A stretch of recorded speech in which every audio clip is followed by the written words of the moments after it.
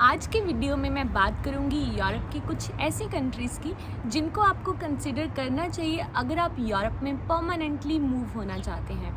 Hello everyone, स्वागत है आपका मेरे चैनल पे जिसका नाम है स्काई कार चैनल। और अगर आप मुझे नहीं जानते हैं तो मैं बता दूं कि मेरा नाम पुनीत है और मैं यूरोप में रहती हूं और मैं यूरोपियन लाइफस्टाइल एंड इन्फॉर्मेशन से रिलेटेड वीडियोस बनाती हूं। तो अगर आपने मेरे चैनल को सब्सक्राइब नहीं किया है तो सबसे पहले सब्सक्राइब कर दें और मेरी वीडियोस को लाइक शेयर कमेंट भी ज़रूर किया करें। इंग्लिश कंट्रीज़ जैसे कनाडा, अमेरिका, यूके, इन सारी कंट्रीज़ के बारे में तो आपने सुना ही होगा और कोई ना कोई रिलेटिव आपका इन सारी कंट्रीज़ में ज़रूर होगा, बिकॉज इतने सारे इंडियंस, इतने सारे एशियंस इन सारी कंट्रीज़ में चले गए हैं। बट अभी कहीं ना कहीं in our minds these countries have lost the charm and अभी लोग यूरोप की तरफ आने लगे हैं, यूरोपियन कंट्रीज़ की तरफ आने लगे हैं। बट सबसे बड़ी कन्फ्यूजन यूरोप की तरफ आते टाइम ये होती है कि हम किस कंट्री को चूज़ करें, बिकॉज यूरोप में बहुत सारी कंट्रीज़ हैं। स्पेशली अगर हम शेंगन जोन की बात करें तो शेंगन जोन में 28 कंट्रीज़ आ जाती हैं। तो 28 कंट्रीज़ में से किस कंट्री को चूज़ किया जाए, ये काफ़ी ज़्यादा कन्फ्यूजिंग हो सकता है। एंड यूरोपियन कंट्रीज़ का जो लाइफस्टाइल है वो भी हमें काफ़ी ज़्यादा अट्रैक्ट करता है। यहाँ की जो हिस्ट्री है, यहाँ का जो ट्रेडिशन है वो भी काफ़ी ज़्यादा फैसिनेटिंग लगता है हम लोगों को। तो इस वजह से लोग यूरोपियन कंट्रीज़ को अभी प्रेफर कर रहे हैं कि यहाँ पे आके सेटल किया जाए। इस वजह से मैं आपके लिए लेकर आई हूँ यूरोप की टॉप 5 बेस्ट कंट्रीज़ सेटल होने के लिए। अगर आप यूरोपियन कंट्रीज़ को कंसिडर कर रहे हैं देन मेरी लिस्ट की ये 5 कंट्रीज़ को ज़रूर कंसिडर करें। मेरी लिस्ट की सबसे पहली कंट्री है स्विट्ज़रलैंड। स्विट्ज़रलैंड का नाम किसने नहीं सुना है, दुनिया का सबसे सुंदर देश जो कि अपनी नेचुरल ब्यूटी के लिए जाना जाता है। स्विट्ज़रलैंड में सेटल होना means you will have your dream life. और अगर वहाँ पे सैलरीज़ की मैं बात करूँ तो काफ़ी अच्छा सैलरी पैकेज वहाँ पे मिलता है। 4 से 5 लाख INR मंथली आपको वहाँ पे स्विट्ज़रलैंड में सैलरी मिल जाती है और काफ़ी ज़्यादा हाई वहाँ पे क्वालिटी ऑफ लाइफ है, काफ़ी अच्छा लिविंग स्टैंडर्ड स्विट्ज़रलैंड में है। लेकिन जैसे सैलरीज ज़्यादा हैं तो वहाँ पे कॉस्ट ऑफ लिविंग भी ज़्यादा है। जैसे ऑब्वियस सी बात है कि अगर आपकी सैलरी ज़्यादा होंगी तो उसी हिसाब से आपके वहाँ पे खर्चे भी होंगे। अगर मैं घरों की बात करूँ तो घरों का रेंट वहाँ पे काफ़ी ज़्यादा होता है, ग्रॉसरीज़ वगैरह काफ़ी ज़्यादा मतलब महंगी, उस हिसाब से जैसे कॉस्ट उनकी ज़्यादा हो जाती है। लेकिन आपका कॉस्ट ऑफ लिविंग इस चीज़ पे भी डिपेंड करता है कि आप कहाँ पे रह रहे हैं। अगर आप किसी मेन सिटी में, बड़े जो सिटी है वहाँ पे रह रहे हैं तो वहाँ पे कॉस्ट ऑफ लिविंग ज़्यादा होगा। लेकिन अगर आप किसी टाउन में या फिर किसी विलेज में, माउंटेन्स में कहीं पे रहना चाहते हैं तो वहाँ पे आपका कॉस्ट ऑफ लिविंग थोड़ा कम होगा compare to the main cities. तो इस वजह से कॉस्ट ऑफ लिविंग थोड़ा इस तरह से डिफ़र कर जाता है। लेकिन वहाँ पे फिर भी कॉस्ट ऑफ लिविंग सैलरीज़ के साथ ही, जैसे सैलरीज ज़्यादा है तो कॉस्ट ऑफ लिविंग भी वहाँ पे ज़्यादा ही होता है। लेकिन आपको वहाँ पे बेस्ट लाइफ वहाँ पे मिलती है, ड्रीम लाइफ वहाँ पे मिलती है। And on top of that वहाँ पे जो हेल्थ केयर सिस्टम है वो भी काफ़ी ज़्यादा अच्छा है स्विट्ज़रलैंड का। और स्विट्ज़रलैंड में जो एवरेज ह्यूमन एज है वो 85 ईयर्स के अराउंड है, बिकॉज़ वहाँ पे काफ़ी अच्छा जैसे एनवायरनमेंट है, हवा, पानी, इन सारी चीज़ों का भी जैसे हेल्थ के ऊपर काफ़ी ज़्यादा असर होता है। और वहाँ पे जो हेल्थ केयर सर्विसेज हैं वो भी बेस्ट वहाँ पे मिलती हैं। तो इस वजह से वहाँ पे जो रहने का जो स्टैंडर्ड है वो काफ़ी ज़्यादा अच्छा है स्विट्ज़रलैंड में। और स्विट्ज़रलैंड में 4 ऑफिशियल लैंग्वेजेस हैं और इंग्लिश वहाँ पे काफ़ी बड़े लेवल पे बोली जाती है, बिकॉज़ जैसे ये टूरिस्ट के लिए काफ़ी ज़्यादा फेमस है स्विट्ज़रलैंड। तो वहाँ के लोग इंग्लिश काफ़ी अच्छी बोल लेते हैं। अगर आप इवन विलेजेस में भी जाते हैं वहाँ पे भी लोग इंग्लिश काफ़ी अच्छे से बोल लेते हैं। तो अगर आप स्विट्ज़रलैंड में जाते हैं तो आप ओनली इंग्लिश पे भी सर्वाइव कर सकते हैं। इवन आपको इंग्लिश जॉब्स भी वहाँ पे मिल जाती हैं, जैसे बैंक्स हो गए, ऑफिसेज़ वगैरह हो गए, वहाँ पे इंग्लिश बोली जाती है। लेकिन फिर भी आपको लोकल लैंग्वेज सीखनी पड़ेगी, बिकॉज़ जैसे आपको जॉब अपॉर्चुनिटीज़ आपकी काफ़ी ज़्यादा ओपन हो जाएंगी, फर्स्ट चीज़। एंड उसके बाद वहाँ पे अगर आपको ग्रॉसरीज़ वगैरह कहीं पे लेने जाना है देन वहाँ के जो लोग हैं वो फिर जो उनकी लोकल लैंग्वेज है वही बोलना प्रेफर करते हैं। लेकिन जो लोकल लैंग्वेज है वो भी कोई एक नहीं है। जैसे मैंने बताया कि वहाँ पे 4 ऑफिशियल लैंग्वेजेस हैं, तो इटालियन, फ्रेंच, जर्मन एंड रोमानिश। आपको कौन सी लोकल लैंग्वेज सीखनी है ये भी काफ़ी ज़्यादा डिफ़र करता है, बिकॉज़ जैसे स्विट्ज़रलैंड 5 कंट्रीज़ के साथ अपने बॉर्डर्स शेयर करता है, जिनमें फ्रांस भी आता है और जर्मन भी आता है, ऑस्ट्रिया भी आता है, इटली भी आता है। तो 5 जैसे कंट्रीज़ के साथ बॉर्डर शेयर करता है। तो स्विट्ज़रलैंड के जिस एरिया में, जिस कंट्री के बॉर्डर के साथ आप रह रहे हैं उसी कंट्री की लैंग्वेज उस एरिया में, जैसे बॉर्डर के जो साथ वाला एरिया होगा वहाँ पे वो वाली लैंग्वेज बोली जाती है। जैसे अगर आप जर्मन एरिया के जर्मन बॉर्डर के साथ अगर रहते हैं तो वहाँ पे लोग जर्मन बोलते हैं, डॉइश बोलते हैं। ऑस्ट्रिया में भी जैसे डॉइश बोलते हैं। और अगर आप इटली की तरफ रहते हैं देन वहाँ पे इटालियन बोलते हैं। तो अगर आप इटली साइड के एरिया में रहते हैं तो आपको इटालियन सीखनी होगी। और इसी तरह अगर आप फ्रांस साइड के एरिया में रहते हैं तो आपको फ्रेंच सीखनी होगी। तो इस तरह वहाँ पे आपको लोकल लैंग्वेज अगर आप सीख लेंगे तो आपको काफ़ी ज़्यादा आसानी होगी वहाँ पे रहना, वहाँ पे जॉब ढूंढना। ऑल्दो आप इंग्लिश में सर्वाइव कर सकते हैं जैसे मैंने पहले भी बताया, लेकिन काफ़ी ज़्यादा अगर आप लॉन्ग टर्म के लिए वहाँ पे परमानेंटली मूव होना चाहते हैं तो आपको अगर लैंग्वेज वहाँ की लोकल लैंग्वेज आती होगी तो आपको काफ़ी ज़्यादा आसानी होगी वहाँ पे रहना। हालांकि स्विट्ज़रलैंड का इमिग्रेशन सिस्टम काफ़ी ज़्यादा स्ट्रिक्ट है, वहाँ के रूल्स काफ़ी ज़्यादा स्ट्रिक्ट हैं। वहाँ पे जल्दी आप जैसे आसानी से सेटल नहीं हो पाते हैं। काफ़ी ज़्यादा आपको डॉक्यूमेंटेशन काफ़ी ज़्यादा स्ट्रगल करना पड़ सकता है। But if you get there then you will have your dream life, you will have your best life in Europe. So Switzerland is number 1 in my list to settle down in Europe. मेरी list की अगली country है Germany. Germany is a package of everything. Germany Switzerland के साथ में ही पड़ता है और ये भी काफ़ी ज़्यादा सुंदर कंट्री है, काफ़ी ज़्यादा ब्यूटीफुल देश है। बिकॉज स्विट्ज़रलैंड के साथ में है तो ये भी कम नहीं है।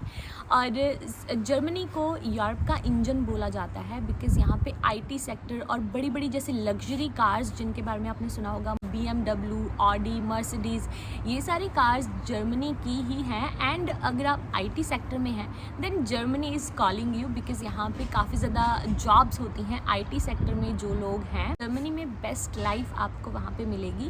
और सैलरी की अगर मैं बात करूँ तो काफ़ी अच्छे सैलरी पैकेजेस वहाँ पे मिलते हैं। बट अगेन आपको वहाँ की लैंग्वेज भी सीखनी होगी। वैसे तो मोस्टली यूरोपियन कंट्रीज़ की अपनी अपनी लैंग्वेज है, तो इसी तरह जर्मन की अपनी लैंग्वेज है जिसे जर्मन बोल देते हैं, डॉइश भी बोल देते हैं। जर्मन की जो लैंग्वेज है जिसे डॉइश बोलते हैं उसे काफ़ी ज़्यादा डिफ़िकल्ट भी माना जाता है कंपेयर टू अदर लैंग्वेजेस। वो काफ़ी ज़्यादा डिफ़िकल्ट मानी जाती है कि इसको सीखना काफ़ी ज़्यादा डिफ़िकल्ट है। लेकिन जैसे ऑफ कोर्स अगर आप वहाँ पे रहते हैं, वहाँ पे लोकल से बात करते हैं तो आप सीख ही जाते हैं इवेंचुअली। और लैंग्वेज सीखने के बाद ही आप जॉब्स वगैरह के लिए अप्लाई करें बिकॉज विदाउट अ लैंग्वेज कहीं पे भी जॉब मिलना काफ़ी ज़्यादा डिफ़िकल्ट हो जाता है। जैसे मैंने बताया कि जर्मनी में काफ़ी अच्छी सैलरी वहाँ पे मिलती है, काफ़ी अच्छे सैलरी पैकेजेस वहाँ पे मिलते हैं। लेकिन अगर काफ़ी ज़्यादा अच्छी सैलरी है देन काफ़ी ज़्यादा अच्छे टैक्सेस भी हैं। तो आपकी सैलरी का काफ़ी बड़ा हिस्सा सरकार को चला जाता है टैक्सेस के रूप में। लेकिन आपको अगर आप जर्मन में काम करते हैं, वहाँ की सरकार को अगर आपने टैक्सेस दिए हैं देन आपको अपने फ्यूचर की फ़िक्र करने की ज़रूरत नहीं होगी, आपकी फ़िक्र सरकार करेगी। जैसे अगर इन फ्यूचर आपके पास जॉब नहीं है देन आपको अनएम्प्लॉयमेंट के पैसे मिलते हैं, वैसे मोस्ट कंट्रीज़ में मिलते ही हैं। लेकिन उसके साथ साथ आपको घर तक, अगर आपके पास घर नहीं है देन सरकार आपको घर तक प्रोवाइड करती है कि आप यहाँ पे रहें। और ओल्ड एज में भी काफ़ी ज़्यादा अच्छी पेंशन वहाँ पे मिलती है। तो अगर आप वहाँ पे टैक्सेस देते हैं देन आपको काफ़ी ज़्यादा फैसिलिटीज़ भी मिलती हैं। जर्मनी एक और चीज़ के लिए फेमस है, वो है वहाँ की फ्री यूनिवर्सिटी एजुकेशन। चाहे वो कोई फॉरेनर है चाहे वहाँ का सिटीज़न है, German free university education provide करता है। तो अगर आपको कोई कोर्स करना है या फिर आपके बच्चों को इन फ्यूचर वहाँ पे कोई कोर्स करना है then you don't really have to worry about your budget because वहाँ पे जैसे फ्री यूनिवर्सिटी लेवल की भी एजुकेशन फ्री दी जाती है। So I think German is one of the best country to consider if you are thinking to move in Europe. मेरी list की अगली कंट्री है Luxembourg. Luxembourg is smallest country in the world but richest also.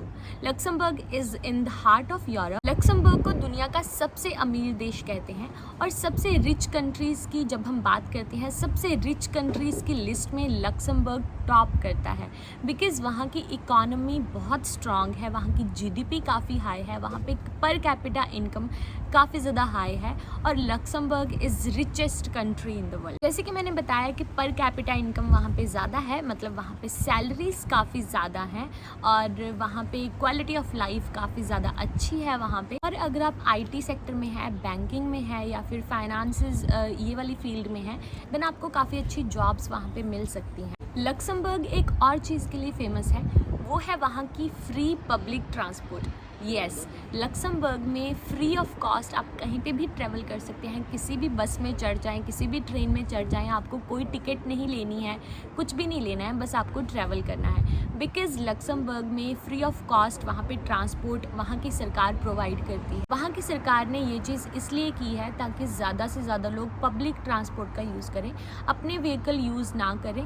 Because एक तो इससे environment pollution नहीं होगा, मतलब कम होगा, और दूसरा सरकार को भी ज़्यादा रोड्स, हाईवेज़, ये सारी चीज़ें बनाने की ज़रूरत नहीं होगी। जो रोड्स हैं उन्हीं को बस परफेक्ट रखा जाए और नए रोड्स, नए हाईवेज़ निकालने की ज़रूरत, नई सड़कें निकालने की ज़रूरत नहीं होगी। तो इस वजह से वहाँ पे फ्री पब्लिक ट्रांसपोर्ट। लक्समबर्ग में काफ़ी ज़्यादा लो क्राइम रेट है। It is one of the safest country in the world and ये कंट्री ऑलरेडी काफ़ी मल्टी कल्चरल है।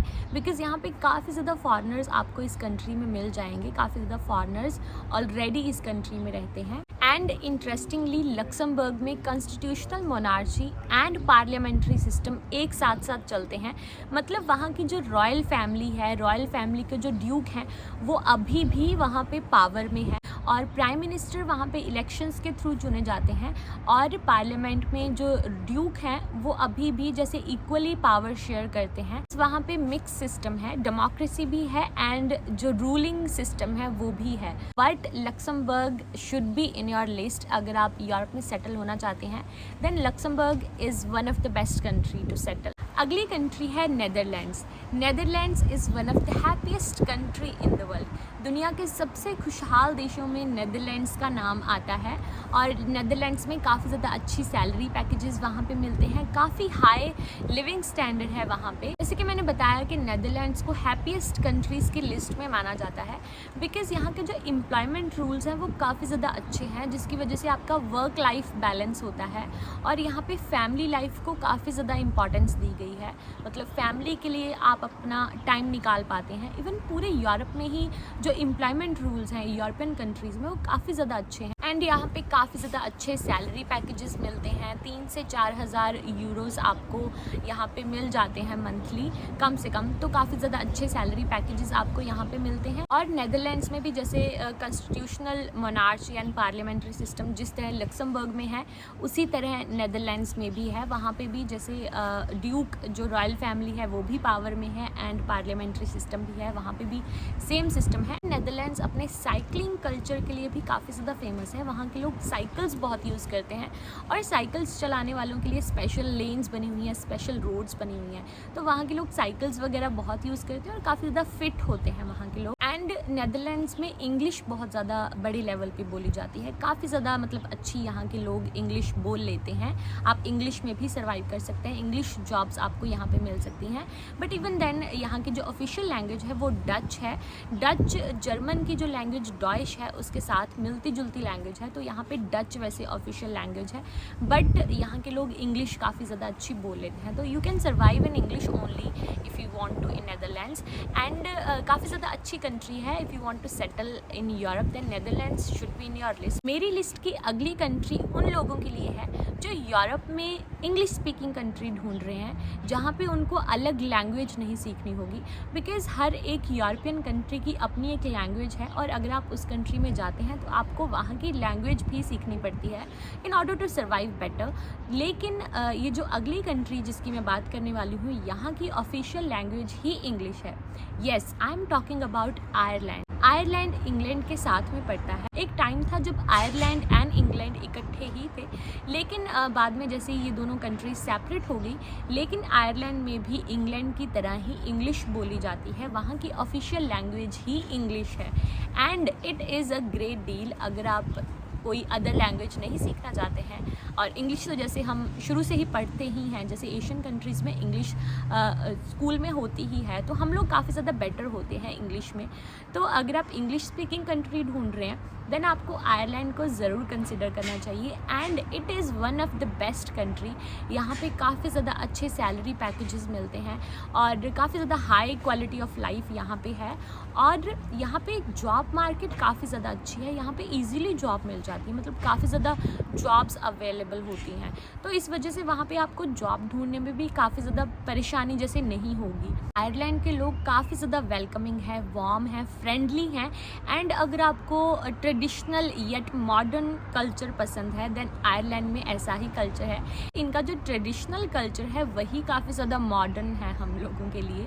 तो आयरलैंड में काफ़ी ज़्यादा मॉडर्न कल्चर है और काफ़ी ज़्यादा फ्रेंडली लोग यहाँ के होते हैं। लेकिन यहाँ का जो इमिग्रेशन सिस्टम है वो काफ़ी ज़्यादा डिफ़िकल्ट है, काफ़ी ज़्यादा स्ट्रिक्ट इमिग्रेशन रूल्स हैं।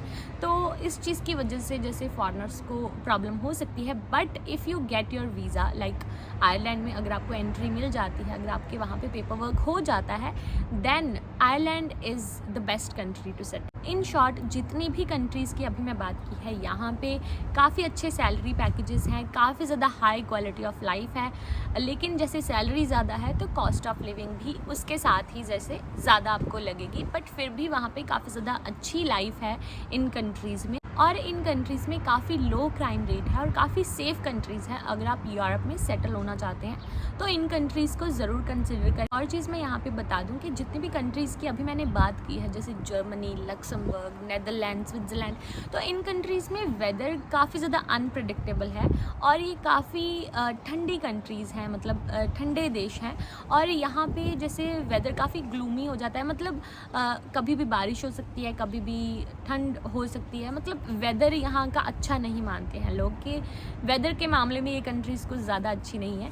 लेकिन फिर भी यहाँ पे जैसे समर तो आता ही है, लेकिन बहुत ज़्यादा गर्मी इन कंट्रीज़ में नहीं होती है। बट लाइफ स्टैंडर्ड के हिसाब से, वहाँ पे क्वालिटी ऑफ लाइफ के हिसाब से, सैलरीज़ के हिसाब से ये सारी कंट्रीज़ बेस्ट हैं। एंड अगर आप यूरोप में आना चाहते हैं देन इन कंट्रीज़ को ज़रूर कंसिडर करें। I hope I was able to help you. अगर आप यूरोप में आना चाहते हैं, आप कंफ्यूज थे और मैंने आपकी कन्फ्यूज़न थोड़ी सी दूर कर दी होगी, आई होप दैट। और अगर आपको वीडियो अच्छी लगी है, वीडियो इन्फॉर्मेटिव लगी है, तो वीडियो को लाइक, शेयर, कमेंट ज़रूर करें और मेरे चैनल को सब्सक्राइब भी ज़रूर कर दें।